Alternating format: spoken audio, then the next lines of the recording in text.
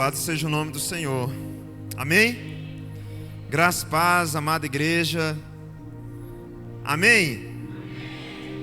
O primeiro culto ele tem que ganhar do segundo culto. Mas tem vezes que os irmãos do primeiro estão mais calminhos que o do segundo. Será que é porque o do segundo descansa mais à tarde? É nada. Brincadeiras à parte.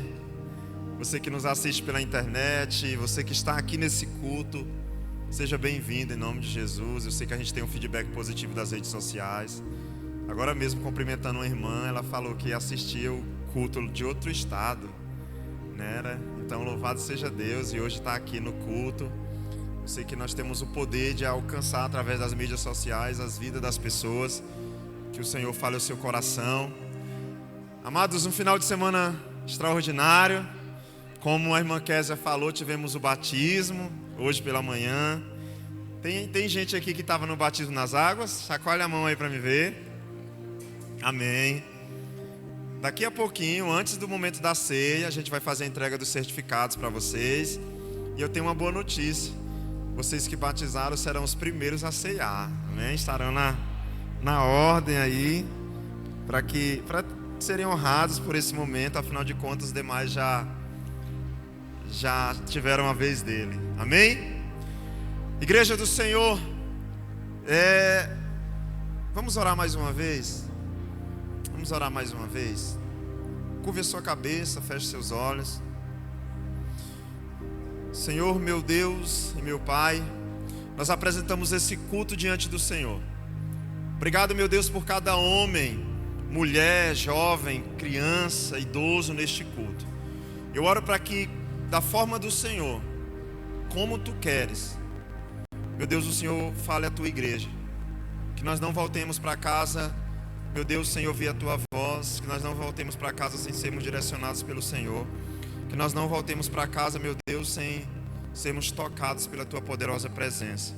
Nós concordamos com tudo que já foi orado, com a adoração.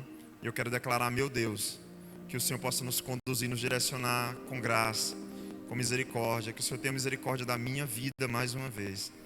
E que aquilo que o Senhor ministrou ao meu espírito possa ser entregue à Tua igreja, pelo poder que há no nome santo de Jesus Cristo, Teu Filho, o Cordeiro de Deus. Amém e glória a Deus. Aleluia. Irmãos, eu tenho pensado acerca de algumas coisas. Esses dias, uma série de acontecimentos. Às vezes a gente não imagina que a gente acaba sendo conhecido. Eu sou pastor de uma igreja local, pastor da igreja Nova Aliança Adonai. Estou pastor aqui já tem alguns anos. E o nosso público tem um tamanho, tem um alcance, mas a gente às vezes não tem noção de como isso vai alcançando vidas. E a verdade é que eu estive em alguns lugares e, para minha surpresa, eu cumprimentava as pessoas de forma normal, natural, como eu gosto de fazer. E alguém de repente dizia: Pastor Lucas. Então eu me surpreendia, porque às vezes a gente imagina assim: as pessoas que me conhecem são aqui do bairro, dos 7 quarteirões para cá, para a direita, para a esquerda. São as pessoas da célula que eu já conheço. Mas a verdade é que muitas pessoas acabam nos conhecendo, olhando para nós e, para bem ou para mal, nos observando. E enquanto eu conversava com uma pessoa, e a pessoa disse: Pastor Lucas, e depois, em outro momento, eu estava em outro lugar, e a pessoa: Pastor Lucas. E aí eu estou em outro ambiente, e eu conversando ali, eu começo a falar de Jesus para uma pessoa sentado, caladinho, e a pessoa diz: Você é o Pastor Lucas, né? Então eu fiquei pensando em algo, e o Espírito ministrou algo ao meu coração, sobre a importância, meus irmãos, de nós nos parecermos com Cristo onde nós estivermos. Sobre a importância do nosso testemunho. A palavra mártir vem de testemunho. Então aqueles que foram martirizados foram aqueles que morreram dando testemunho de Jesus Cristo, dando testemunho de quem Ele era. E você sabia que isso em algum momento da nossa caminhada vai ser inevitável? A Bíblia conta em Mateus que em determinado momento, quando Jesus Cristo é separado para a crucificação, as pessoas rodeiam Pedro e diz: certamente tu estavas com ele. Aí Pedro diz: eu? Imagina, quem é Jesus? Não faço ideia de quem você está falando. E eles vão dizer: você estava com ele sim, a tua conduta denuncia isso. Olha que coisa poderosa. Aquele Pedro, que há pouco havia sido chamado para ser pescador de homens, e a única coisa que ele sabia era pescar peixes, que foi apanhado junto ao mar da Galileia, e sai da Galileia nessa missão. Agora ele é reconhecido por alguém como discípulo de Jesus. Aquele Pedro que até então não tinha identidade nenhuma com Cristo, agora ele é reconhecido, mesmo sem ele se denunciar. A Bíblia não diz que ele estava usando uma roupa escrito discípulo de Jesus, eu quero ser como Jesus, Jesus Cup, não. Mas alguém olha para ele, mais de uma pessoa, e diz: certamente esse aí é um dos que andavam com Jesus também. E eu quero, meus irmãos, o título dessa ministração é: seja um referencial para essa geração. Amém? Seja um referencial para essa geração. Toda geração, toda pessoa precisa de uma referência. Nós somos pessoas que precisamos de referência para caminhar. Está no nosso dia a dia. Alguém sabe me dizer onde é que fica a Nova Aliança Adonai? É automático. Olha, sabe onde é o bairro Bacuri? A pessoa diz: sei. Rua Euclides da Cunha, esquina com Coriolano Milhomem, número 102, próximo ao antigo Novo Detran. Porque era antigo, saiu daqui, virou novo de novo. Não sei se vai sair de novo algum dia. Perto do antigo Detran, próximo ao quartel da polícia. Ah, já sei. Isso é uma referência. Quando alguém diz: alguém pode me indicar uma pessoa que é um excelente profissional? Aí, você já ouviu falar do irmão Júnior? Irmão Ener? Já ouviu falar da Débora? Alguém me indica uma excelente loja para comprar uma roupa? Você já ouviu falar da Débora? Conhece ela? Linho fino, né, Débora? A gente não percebe, mas nós somos movidos por referenciais. Nós precisamos de referenciais para nos mover, para chegar em algum lugar. E a pergunta que veio ao meu espírito, quando aquelas pessoas em diversos lugares que eu nem imaginava me reconheceram, foi: que tipo de referencial eu tenho sido? Porque as pessoas me conhecem, e não pode existir um Lucas da igreja e um Lucas dos finais de semana. Não pode existir um Lucas quando eu estou perto da minha esposa e um outro quando está longe. Quantos estão me entendendo? Digam amém. Não pode existir uma pessoa de um jeito no quarto, na casa, e de outro jeito nas redes sociais. Nós não podemos ter esse diagnóstico espiritual de dupla personalidade, de duas caras. Irmãos, e as pessoas, querendo ou não, elas vão olhar para nós. Eu lembro de uma canção, e não se preocupe, eu não vou cantar, eu vou pedir ajuda para a Júlia. Cadê a Júlia? Vem cá, Júlia, me ajuda aqui. Que aqui a gente faz ao vivo. Pensaram que eu ia cantar, né? Não, vou não. Ela se garante que ela conhece essa música tudinha. É uma canção...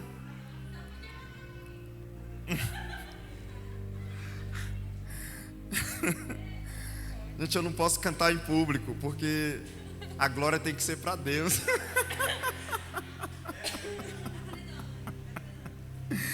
E eu quero que vocês voltem aqui outros dias. Só minha esposa tem esse privilégio de me ouvir cantando.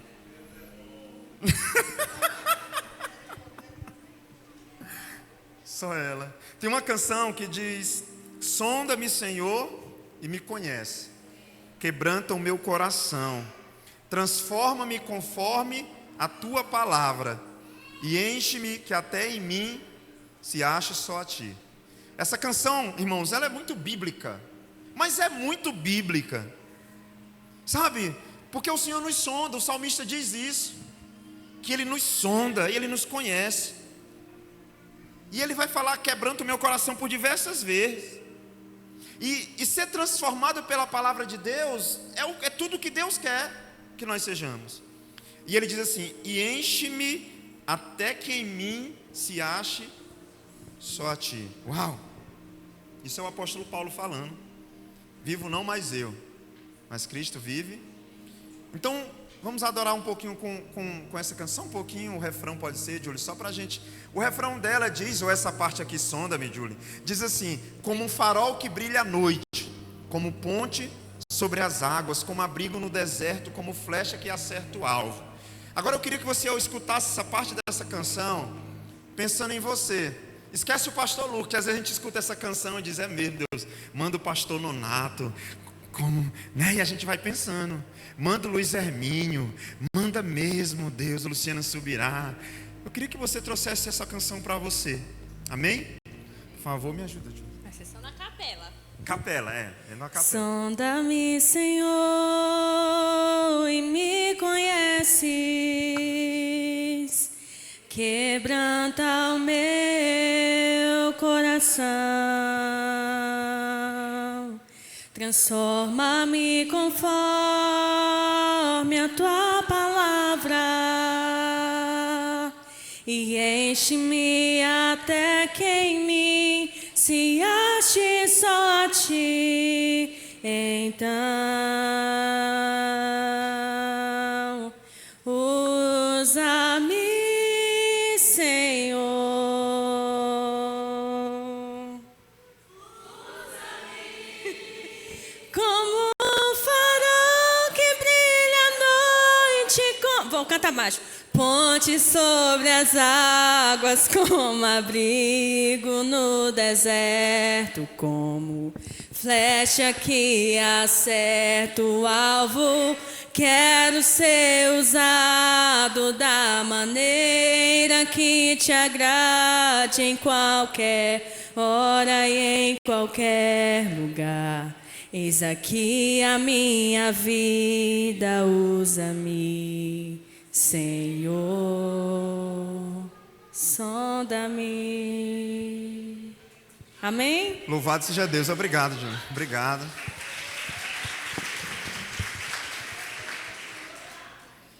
Quem viu aqui E eu estava meditando nessa palavra essa semana, e eu vi a quantidade de quilômetros que o pessoal está tendo que fazer para desviar da ruptura na BR ali entre Bom Jesus e Santa Luzia, naquela região de Açailândia, depois de Açailândia. A quantidade de... Eu pensando nessa canção aqui, e sobre ser referencial, e eu vendo, a pessoa chega lá onde quebrou,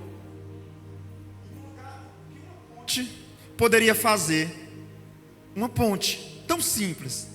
A pessoa ela precisa gastar não sei quanto de combustível e de horas, um desgastar o veículo, por causa inclusive eu vi hoje que está tendo um atoleiro lá, né? Você que precisa passar por aquela região, faz por outro lado ali, por falta de uma ponte.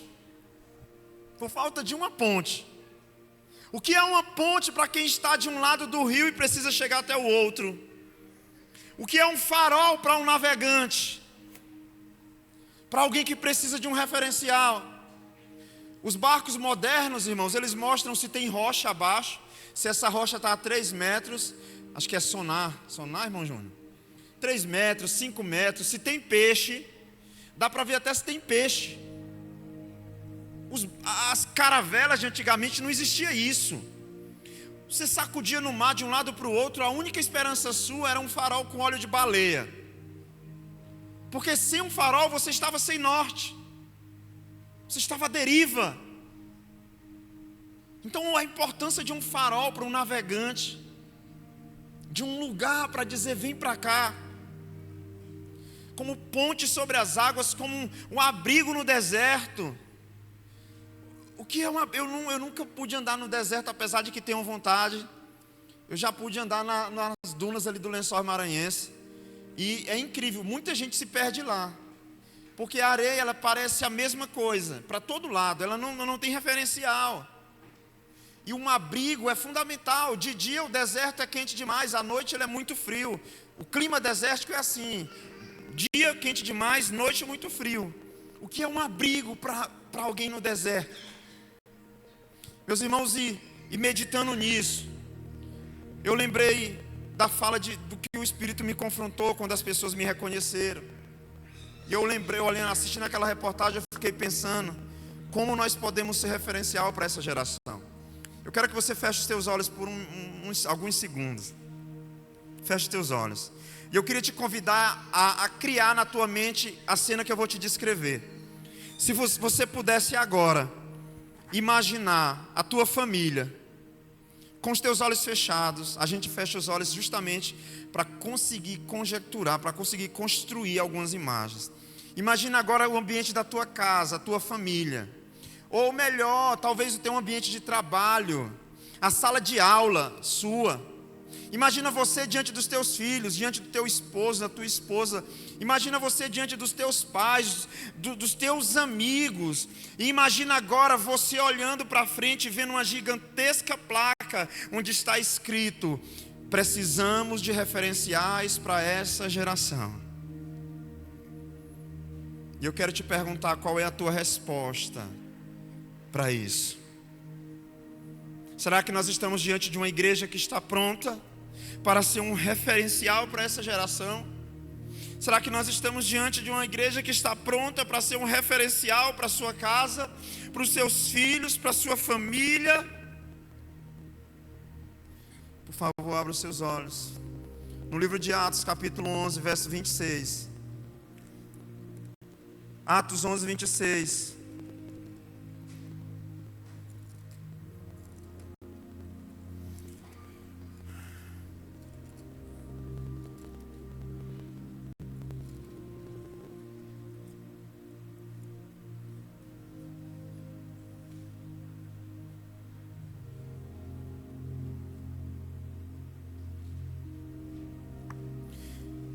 Então Barnabé foi a Tarso procurar Saulo, e quando o encontrou, o levou para Antioquia.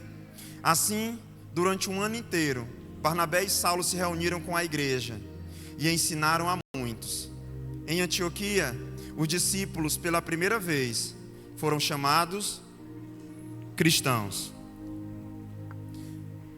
Aqui surge a terminologia cristãos.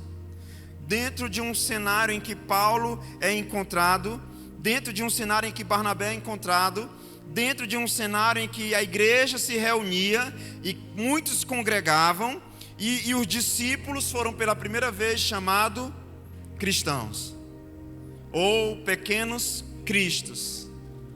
Irmãos, o que é ser cristão para nós nesse tempo? O que é de fato carregar o nome cristão? Será que é entregar a vida para Jesus?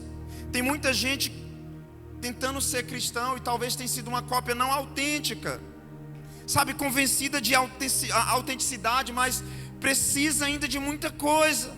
Muitos estão apenas convencidos, vindo à igreja, carregando talvez algumas características de um cristão, um adesivo no carro.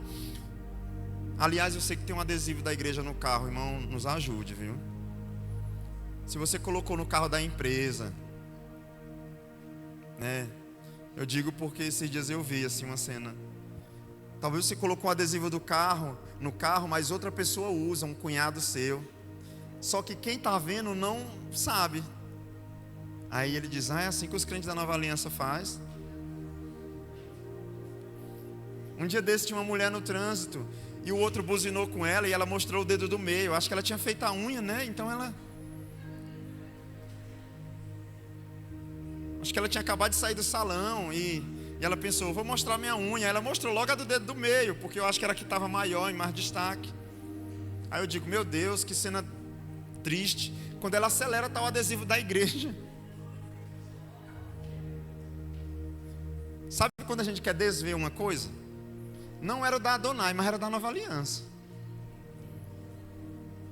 Então será que ser cristão é colocar um adesivo em um carro?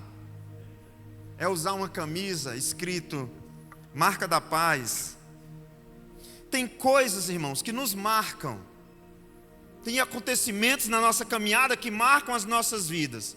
Por exemplo, eu não lembro de muita coisa da minha infância, mas eu lembro do dia da morte do Ayrton Senna. Eu lembro do rosto das pessoas. Eu não entendia como tanta gente poderia ficar triste ao mesmo tempo por causa da morte de alguém.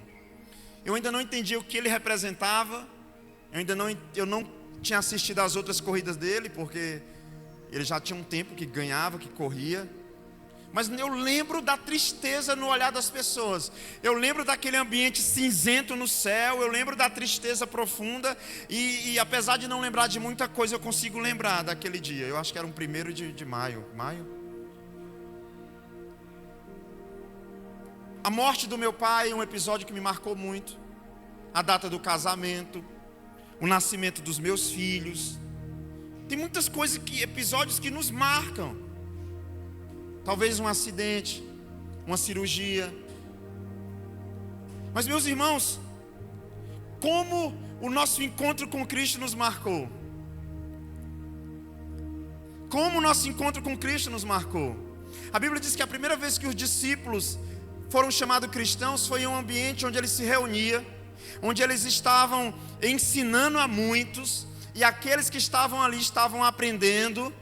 Presta atenção se esse parece ou não parece o cenário que nós estamos agora. É claro que a Bíblia vai dizer que eles estavam ali há um tempo já de ano. Mas olha aqui para mim no nome de Jesus. Uma coisa é que a gente não pode esquecer. Eu estava falando hoje no batismo. Uma vez que eu entrego a minha vida para Jesus, esse precisa ser o dia mais extraordinário da minha vida. Ontem eu estava celebrando um casamento e eu disse para o casal: desculpa, mas vocês não são a pessoa mais importante dessa festa. Desculpa, mas Jesus é a pessoa mais importante aqui. Vocês estão em segundo lugar. Porque, meus irmãos, pode ser um casamento, uma formatura, pode ser o dia mais feliz da minha vida, mas Jesus continua sendo a pessoa mais importante daquele ambiente. Pastor, o senhor quer dizer que na minha formatura eu ganhei títulos, méritos, é o meu dia, eu formei. Naquele dia ali, a glória do Senhor Jesus Cristo ainda é maior do que qualquer estrutura, do que qualquer certificado, do que qualquer diploma. Porque o Senhor é maior que tudo isso. Então o nosso encontro com Ele precisa ser mais marcante e mais comprometedor do que qualquer outra experiência, irmãos, que nós possamos ter na nossa vida. Quantos estão me entendendo? Digam amém. Conhecer Jesus e entregar a vida para Ele. Chega um momento na nossa vida em que é inevitável, irmãos, que a gente comece a lembrar que a coisa mais importante que aconteceu nas nossas vidas foi ter conhecido Jesus. Eu lembro que eu encontrei com um colega de escola, não lembro se era de cursinho, pré-vestibular, ou era da escola mesmo. Mas ele falou: Lucas, cara, e aí, como está? Tudo bom? Eu digo: estou bem, e a vida? E fomos conversando. Aí ele disse: como é que tá as coisas? Eu digo: casei, moço, sou pai e tal. E aí ele conta a parte dele, volta para mim, e réplica e tréplica. E aí ele diz: olha, eu me formei, e eu tenho uma empresa, e não sei o quê, e não sei o quê, e não sei o quê. Ele diz: e você? Eu pensei: e agora, como é que eu vou competir? Eu digo: cara, tu não imagina. E ele já ficou assim: ei, vai ser maior que, né? Já pensou. Ele é dono de 2 empresas. Eu digo: eu aceitei Jesus. Aí ele fez assim: e o que mais? E o que mais, como quem diz? E as coisas boas. Eu disse: cara, eu aceitei Jesus. Ele: é mesmo? Bacana. E o que mais? Eu digo: eu sou pastor. Legal. E o que mais? Aquilo que para mim era o ápice do que aconteceu comigo, parece que para ele não mudava muito. O que ele não estava entendendo era que o que marcou ele foi alguma coisa diferente. Agora o que me marcou é aquilo que eu mais falo, é pelo que eu vivo, é aquilo que eu respiro, é o que eu me move. Eu estudei com ele, eu conheci muita coisa, eu fiz muitas coisas, mas o maior acontecimento da minha vida foi ter conhecido Jesus Cristo, foi ter sido selado pelo selo do Espírito Santo, irmãos. Foi a partir do momento que eu fui chamado cristão. Até então eu era pecador, condenado ao inferno. Mas agora eu sou cristão, não é mais pecador? Sou! Mas a Bíblia diz em Hebreus 2,14 que ele, quando morre, enfrenta o diabo, derrota o diabo, toma a autoridade da vida, da morte das mãos do diabo e nos dá juntamente com ele direito a uma herança. Então ter entregado a minha vida a Jesus foi para mim o maior espetáculo, o maior acontecimento da minha história, irmãos. E ainda que alguém venha dizer: olha, eu consegui uma bolsa em Harvard, olha, eu viajei o mundo, eu vou dizer: sabia que eu entreguei a vida para Jesus?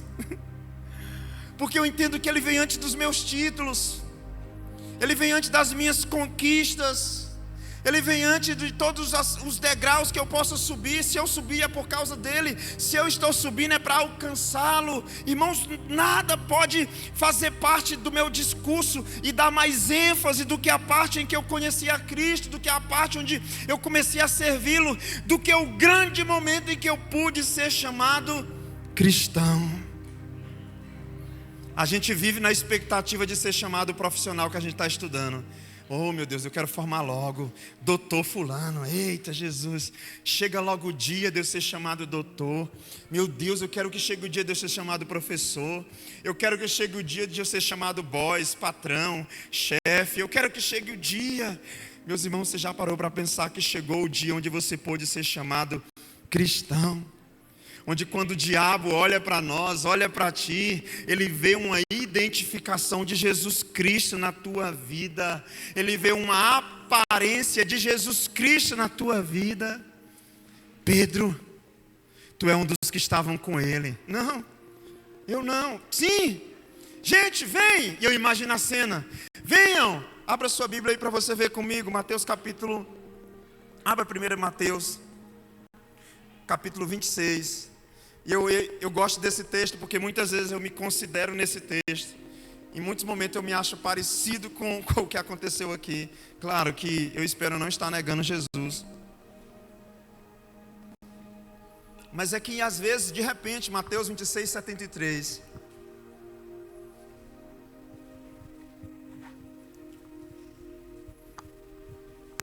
Imagina a cena aqui comigo. Como eu disse muitas vezes, o problema da gente é não contextualizar. Pensa rapidamente comigo. Israel está de novo no ápice das notícias. Vocês viram? Sobre um ataque do Irã. Pensa comigo. Jesus Cristo é considerado criminoso, é punido, e todo aquele que com Jesus estava sofreria a mesma sentença. Esse é o cenário. Esse é o ambiente. Jesus é considerado falso Deus, falso profeta, impostor, e diante das autoridades ele é considerado um criminoso. E ele recebe uma sentença, que é uma morte de cruz, que era a pior punição. Então nesse cenário, os discípulos sofreriam da mesma sentença se fossem pegos. Os discípulos seriam perseguidos também. Eu quero que você imagine que isso aconteceu aqui no Bacuri. Pedro está agora lá no Santo Inês, lá no Bom Jesus, no Colina Park, debaixo de uma árvore, numa barraquinha de Guaraná de açaí, tomando um açaí e pensando: a crucificação foi lá no Bacuri. Eita, essa foi por pouco. Então de repente, diga de repente. Coloca o texto para me ajudar no drama aqui, gente. Bota lá. Então de repente, diga de repente. Alguém chega, mais de uma pessoa. Pensa comigo o que acontece agora. Eles olham para Pedro. Você já viu quando alguém... Você já sentiu que alguém ia te assassinar? Não tem quando você está sentado e alguém passa assim. Aí você começa, meu Deus, eu fiz alguma coisa errada. Aquilo bem dali é o FBI disfarçado. Você já estava sentado em algum lugar numa rua e alguém passou te encarando? E se essa pessoa for lá na frente e voltar? Pronto, acabou. Então Pedro, ele está aqui pensando, Jesus foi, mas eu fiquei, aleluia. Pouco tempo depois, sabe o que isso significa? A poeira já estava baixando. Os que estavam por ali chegaram a Pedro e disseram: tu estava com ele. Ei, irmãos, ao coração. Tu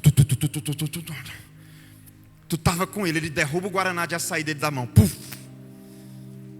Eu o quê? Tu estava com Jesus.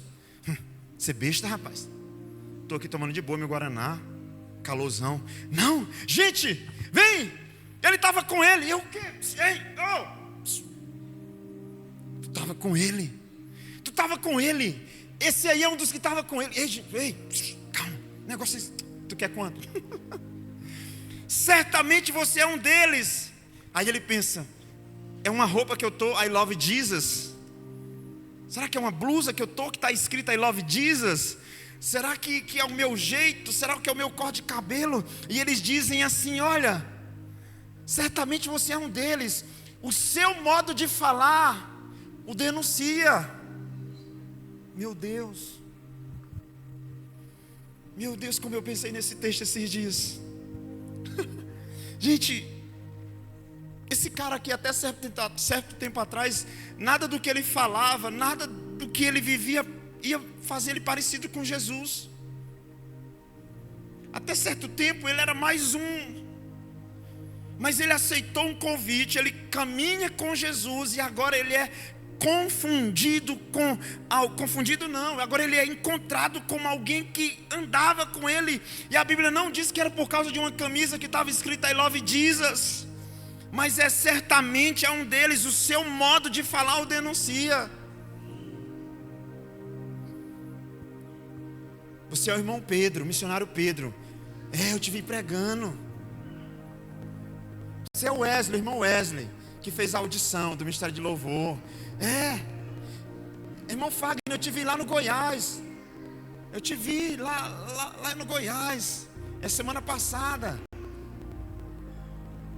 É aquela hora que se a gente está em santidade, a gente diz: estou nem aí, pode. Você me viu. Agora se tiver feito uma coisa errada, meu Deus do céu, alguém traz uma água para mim. Pedro diz: não é possível. Me acharam. Sabe o que é doido sobre isso aqui? É que isso, para quem ama Jesus, é o ápice do seu ministério. Sabe o que é doido disso aqui? É que isso aqui é o lugar onde todo cristão deveria querer chegar. Alguém dizer: você é parecido com Jesus. Irmãos, o que era para ser uma tragédia é para ser o ápice do ministério de todo cristão. Alguém chegar e dizer: você é um deles. Você estava com eles.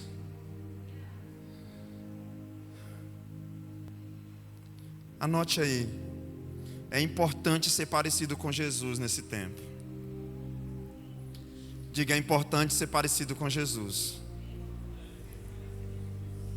Em João capítulo 13, verso 35.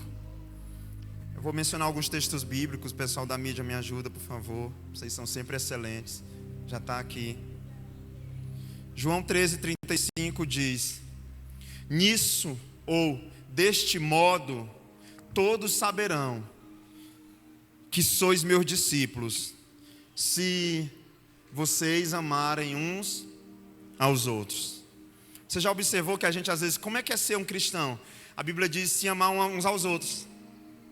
Como é que eles foram chamados cristão lá em Atos pela primeira vez? Um ambiente de amor um para com os outros. Um ambiente de comunhão. Onde tem um ambiente de comunhão, as pessoas nos acham parecidos com Jesus. onde tem um ambiente como esse, de amar um ao outro, o mundo vai olhar para nós e dizer: isso ali é o quê? Que reunião é essa? O nome desse negócio é célula. Eu quero isso para mim. Lá vocês amam uns aos outros, lá vocês cuidam uns dos outros, lá se o gás de um acabar, vocês fazem uma vaquinha, lá se um dos irmãos vier assim com a roupa engraçada, vocês riem. Sim, a gente ri, porque não pode perder a piada. Uau, é isso que eu quero para mim, eu quero viver esse ambiente. A Bíblia está dizendo que quando nós amamos uns aos outros, nós estamos deixando na cara que nós somos cristãos. Porque o mundo, a escola do mundo ensina o contrário. 1 João 3,16, se eu não estiver enganado, eu não anotei aqui, que se a gente amar o mundo, não ama Deus. Eu acho que coloca pra gente, é 1 João. Dessa forma conheceremos que é o amor. Jesus Cristo deu a sua vida por nós e devemos dar a nossa vida pelos nossos irmãos, né? E se a gente amar o mundo, nós não podemos amar a Deus. A forma da gente amar o mundo é demonstrar que estamos com Deus, que amamos a Deus, e amando os nossos irmãos. João 3,16 diz que Deus prova o seu amor quando Cristo morre por nós. 1 João 3,16 diz que nós provamos que amamos Ele quando amamos os nossos irmãos. Em João 3,16 Deus prova o seu amor. Em 1 João 3,16 nós provamos que o amamos. Como? Amando pessoas, cuidando de pessoas, vivendo em um ambiente onde existe comunhão. É nesse cenário. Não é comprando uma camisa marca da paz, não é comprando um certificado, não é comprando uma camisa escrita I love Jesus. É no ambiente onde eu amo, onde eu cuido, onde existe comunhão, onde existe amor, onde existe perdão. Nesse ambiente, Deus olha para mim e diz: eu posso te chamar hoje cristão. Cristão, vocês estão praticando as mesmas coisas que o meu filho praticou na terra. Cristianismo não é um título. Pedro, quando morre, ele é crucificado de cabeça para baixo. Ele estava dizendo: eu não sou digno de ser crucificado como Jesus. Mateus capítulo 10, verso 32. Mateus 10, 32, a Bíblia diz: portanto, qualquer que me confessar diante dos homens, eu o confessarei diante de meu Pai, que está no céu. Jesus está dizendo: tem que ser parecido comigo. Tem que ser parecido comigo. Se tem uma coisa que a Bíblia está dizendo para nós nesse tempo, que a palavra de Deus está dizendo para nós, que o Espírito Santo de Deus está soprando para nós, é que Ele precisa de um referencial para essa geração. É que Ele precisa de referenciais para essa geração. Pessoas que olhem para as nossas condutas e desejem parecer com nós, ao ponto em que nós nos parecemos com Cristo. Por muito tempo pedir para alguém se parecer comigo parecia uma das maiores heresias. Mas, meus irmãos, quando eu não vivo e Cristo vive em mim, é inevitável que pessoas olhem para mim e desejem imitar as minhas atitudes. Isso não é sobre se vangloriar, isso não é sobre subir no holofote e dizer assim: olhem para mim e me imitem. Isso é sobre ser simples, isso é sobre amar pessoas, isso é sobre fazer o básico. E o mundo olhará para nós e vai dizer: eu vejo Cristo em você, e é isso que eu quero para a minha vida. As pessoas vão desejar, isso é natural. Não é algo que eu peço pela internet. Eita, AliExpress, daqui a 3 meses chega o meu certificado de parecido com Jesus, de igual a Cristo. Não, eu saio na minha porta, eu digo bom dia, eu dou um sorriso diferente. Alguém olha para mim e diz: eu vejo Jesus em você. Você é cristão, você carrega as características. Onde é que tu congrega? Que dia é o culto? Você tem uma célula? Eu quero ir lá com você. Me cabe? Tem como levar minha esposa? Tem como levar os meus filhos? Olha, tem um irmão que tem um amigo, que tem um cunhado. A gente pode ir também, porque esse ambiente é o ambiente que eu estava desejando. Esse é o cenário que eu quero ser inserido. Irmãos, isso é amor fraternal. Fraterno, na Bíblia fala de um amor de irmão, um amor de família, laços fortes. O amor fraternal precisa ser um requisito para o cristianismo. A gente vai ver pessoas dizendo: eu te amo tanto que eu quero você bem longe de mim. Isso não é um amor fraternal, isso não é cristianismo. No cristianismo eu amo ao ponto de trazer para perto. Quantos estão me entendendo? Digam amém.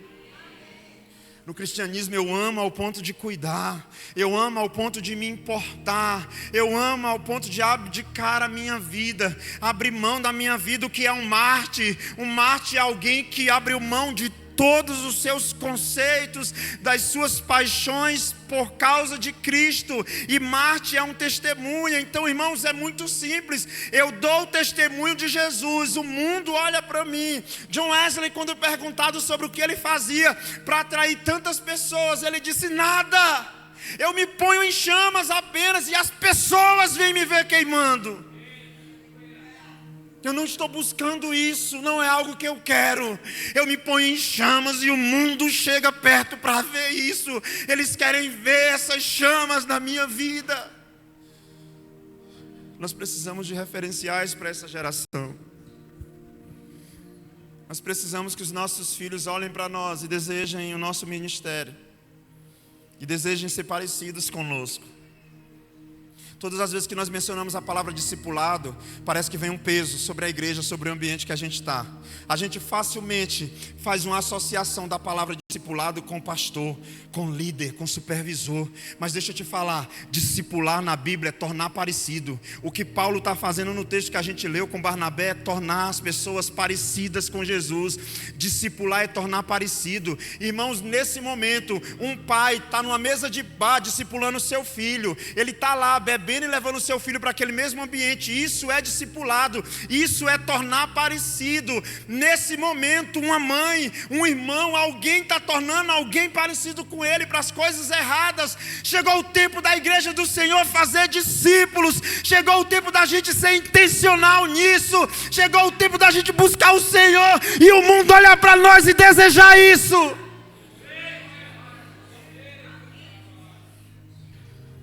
Discipular não é um pastor pegar um líder e ensinar ele para cuidar de gente. Discipular é entender que alguém morreu numa cruz e que precisa ser imitado as atitudes dele. Não a morte, não morrer como ele morreu, mas entender o pão e o suco, o corpo e o sangue, e viver essa experiência na terra e levar o máximo de pessoas a viver isso. João 4:20, a Bíblia diz: se alguém diz eu amo a Deus e odeia seu... 1 João, tá? Perdão. 1 João 4:20. Se alguém diz eu amo a Deus e odeia o seu irmão, é mentiroso. Pois quem não ama a seu irmão, ao qual viu, como pode amar a Deus, a quem não viu? Irmãos,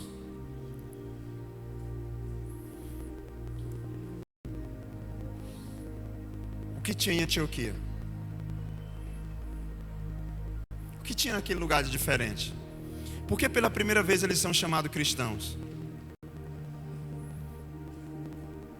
As pessoas daquele lugar, a multidão viu.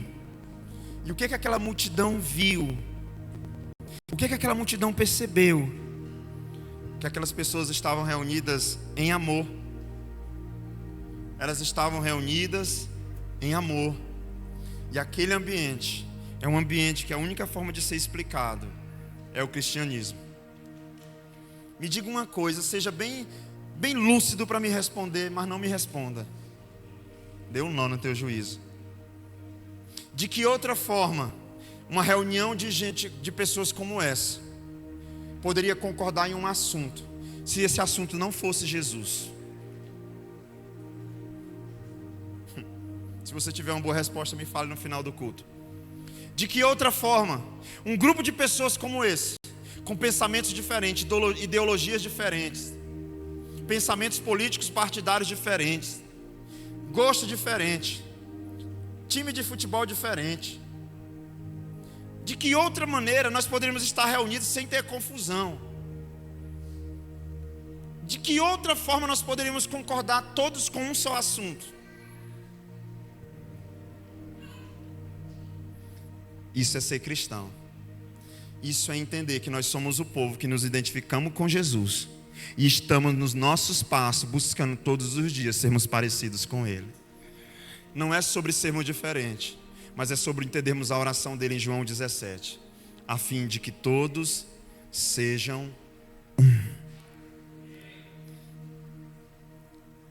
Toda série, todo livro, não sei o que você vai ler aí, se é O Hobbit, O Senhor dos Anéis, Crepúsculo, Lua Nova, Lua Cheia, Lua Quadrada. Mas toda história, ela tem um final dramático e assim, o personagem principal tem um enredo bacana para ele. E ele então tem um momento de pedir coisas para ele, de conquistar finalmente a sua esposa, de finalmente alcançar o que ele queria. Agora Jesus está em João 17, dizendo as últimas palavras do seu ministério. E ele pede unidade para os discípulos, ele pede unidade para a igreja, e ele pede unidade para todos os crentes. Ele pede unidade, independente do público, o Senhor Jesus Cristo pede unidade. Atos capítulo 4, e verso 32. Atos 4, 32. Da multidão dos que creram. Leia comigo.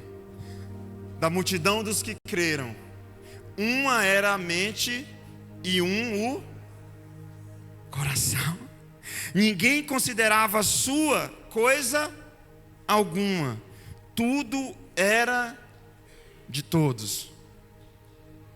Eu fico tentando fazer isso bem aqui com João, Lucas e a Sara, os meus 2 filhos. Meu filho, o brinquedo é de todos. Não dá certo, irmãos. Como é que 2 irmãos é um coliseu daquele todo dia? Irmãos, o meu momento com Deus é de madrugada, não é à toa não. É porque eu já tentei outro horário, não vai. Não vai, quando eu estou entrando no Santo dos Santos, eu já saí do átrio, eu já passei do lugar santo. Quando eu estou passando eu estou entrando no Santo dos Santos, um deles sai pé na porta. Pai, vai falar para o João para ele me dar um brinquedo lá, um pedaço do bolo lá.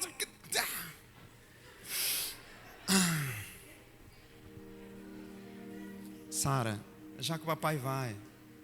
E se eu trancar a porta é pior. Tá. Aí eu tiro, respiro. De novo. Átrios. Lugar santo. Aí o João. Bem! Pai, a Sara disse que o senhor falou que disse para dizer para mim. Eu digo. Então eu não tenho opção. Eu tenho que ir no horário que todos dormem. Como Jesus, eu me retiro nas madrugadas. Enquanto os discípulos dormem. Porque eu sei como é difícil essa palavra nos dias de hoje, essa frase. Nada era de ninguém, tudo era de... Meu Deus. Ô irmãos, isso é tão lindo. Nada é de ninguém, tudo é de todo mundo. Uau. Eu fui num lugar na África que não tem cerca. A vaca do pessoal pode comer lá no pasto do outro. E a galinha deles pode vir para o puleiro do outro. Eu digo, será que é isso, Jesus? Finalmente eu achei um lugar onde Atos 4 está sendo cumprido. Aí eu descobri que tem muita coisa que tem guerra também lá. Mas eu achei tão lindo só aquilo. Só o fato da vaca poder ir para outra cerca, para outro pasto, não tem cerca. Acho que de vez em quando alguém come uma vaquinha também do vizinho, igual Davi queria fazer lá com Urias, né? Ah, sem vergonha, mata. Esse homem é tu, Davi. Eu? Diga comigo. Eu preciso ser imitador de Jesus, para que outros possam me imitar.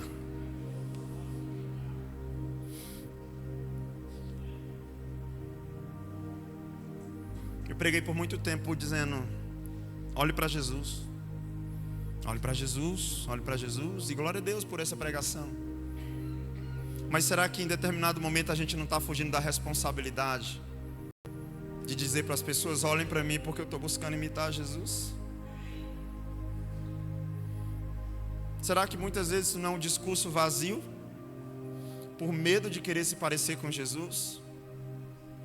Será que muitas vezes quando a gente diz olha para Jesus, não olha para mim, a gente não está com medo das pessoas olhar para nós e não enxergar nada de Jesus em nós? Meus irmãos, o mundo vai olhar para nós e ele vai esperar algo de nós que aponte o Cristo.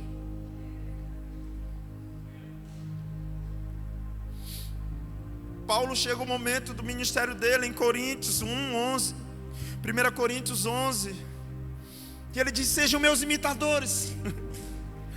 Finalmente ele diz: olha, eu era perseguidor, mas eu vou dizer agora, sejam meus imitadores. 1 Coríntios 1:11:1. Sejam meus imitadores. Sabe o que ele estava dizendo? Se você olha, não abre agora. 1 Coríntios capítulo 7, o apóstolo Paulo vai dizer: eu gostaria que todos fossem como eu. Mas se vocês não são como eu, por causa das suas paixões carnais, casem, seja o corpo da mulher do marido da mulher, o que é casado não separe, o corpo da mulher do homem. Agora ele diz: quanto aos solteiros, como eu, ele está dizendo: eu decidi viver de uma forma onde, quando falar em casamento, eu vou pensar no meu Senhor. Quando você falar em viagem, eu vou pensar em missões. Quando você falar para mim em lugar agradável, eu vou pensar em uma prisão e eu escrevendo uma carta sobre alegria. Eu cheguei um momento do meu ministério em que vocês quiserem podem olhar para mim, sim. Porque a partir de agora alguém se tornou digno de que os meus olhos estejam só nele. Deixa eu dizer uma coisa aqui para as mulheres e para os homens. Deixa eu frustrar vocês. Para com essa bobagem de dizer para o teu marido, para a tua esposa: só tem olhos para mim. Ô irmãos, a gente se distrai pelo primeiro pedaço de pedra que aparece no meio da rua. É impossível que nós tenhamos olhos físicos só para uma pessoa. O que é que faz a gente ter os olhos para alguém? É o nosso nível de amor. É isso que faz. Talvez você nunca vai ter os olhos de alguém só para você, mas você pode conquistar o coração. Sabe o que é isso? A pessoa pode até olhar para outro lado, mas ela vai olhar para esse outro lado e pensar: não faz sentido, e ela vai voltar-se para você, porque o coração dela está marcado. Porque ela está marcada. Os olhos, ele olha para todo lugar. Eles são uma janela, eles pecam. Mas eu não vou olhar duas vezes. Eu falei aqui na Aliança Jovem, eu acho, um dia desses, uma das discursos de Billy Graham sobre o ministério dele foi: nunca olhe duas vezes se aquele negócio te faz pecar. Os nossos olhos, eles são muito... Você não está com fome. Não está com fome, mas você vai olhar o Instagram, aparece lá um hambúrguer da noite, você diz: tem um saldo no cartão. Você nem está com fome, você está indo pela concupiscência dos teus olhos, você está sendo convencido. Paulo diz: os meus olhos estão fitos. O meu respirar, para onde eu vou, aquilo que para mim era lucro, não é mais, agora é perda.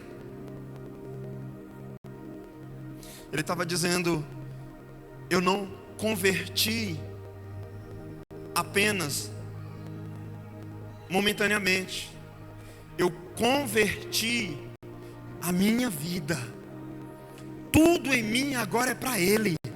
Eu sou dele, Ele é o meu esposo, Ele é o meu ministério, Ele é o Senhor da glória, Ele é o meu prêmio. Corramos sem olhar para as coisas que nos atrapalham, a fim de conquistarmos o prêmio, a fim de chegarmos ao alvo. E ele escreve a Timóteo, diz: Timóteo, cuidado com as paixões. Ele diz: Timóteo, eu já fui apaixonado. Cuidado, Timóteo, com as paixões. Cuidado, Timóteo.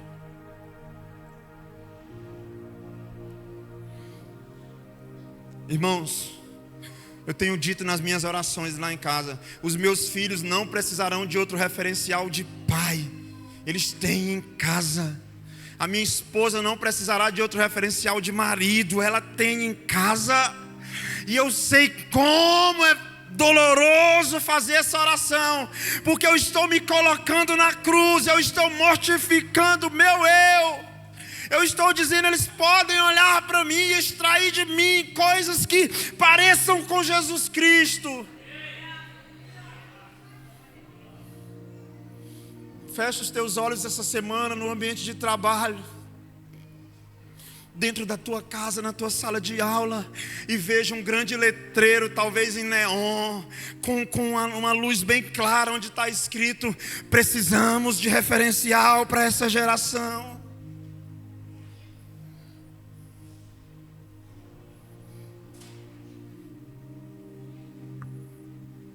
Eu me preocupo.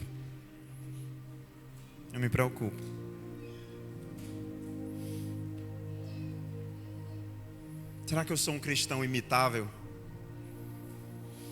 Será que alguém pode olhar para mim e desejar me imitar? E ver em mim algo que aponte para Cristo? Irmãos, quando um homem ou uma mulher passa pelo processo da regeneração, passa pelo processo da mudança radical, da conversão, quando ele encontra Cristo, é natural querer imitá-lo. É natural querer imitá-lo.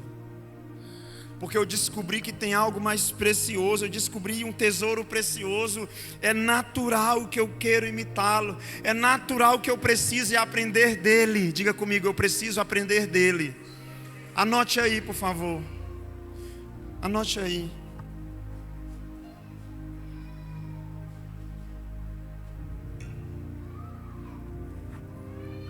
Pedro, os certificados estão aí?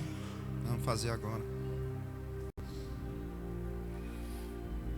Eu queria convidar o Ministério de Louvor, por favor. Mateus 11, 29. A Bíblia diz, Mateus 11, 29: e aprendei de mim, que sou manso e humilde de coração, e encontrareis descanso para as vossas almas.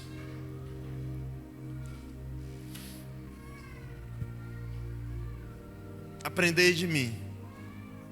Aprendam de mim. Sabe o que eu descobri esses dias?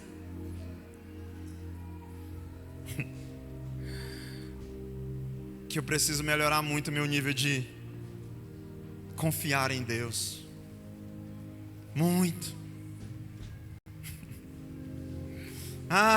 Mas eu acho que eu estou no nível 1. Depender de Deus, meu Deus. Eu estou no primário, o fundamental. Dependência